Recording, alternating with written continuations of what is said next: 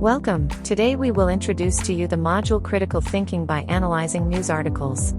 This module aims to develop critical thinking skills by analyzing news articles, to practice identifying bias and fact-checking in news sources, to improve media literacy by evaluating the credibility of news sources. The duration of this module is 60 to 90 minutes. You will need a selection of news articles from different sources, flipchart and markers.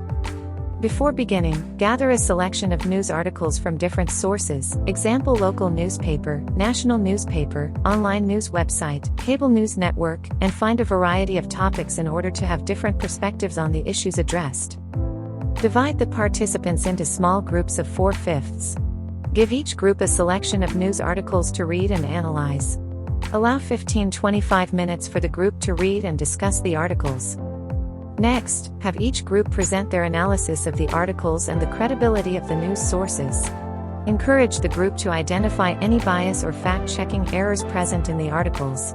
Allow 30-40 minutes for group presentations and discussion. After all groups have presented, lead a debriefing session to discuss the key takeaways from the exercise and how the skills developed can be applied in evaluating news sources in real life. Allow 15-25 minutes for the debriefing. While debriefing, lead a discussion on the key takeaways from the exercise, such as the importance of fact-checking and evaluating the credibility of news sources. Ask participants to reflect on how the skills developed in the exercise can be applied in their own consumption of news. Encourage participants to share any insights or challenges they encountered during the exercise. Tips for the trainer. Encourage participants to consider the source and funding of the news outlets when evaluating their credibility.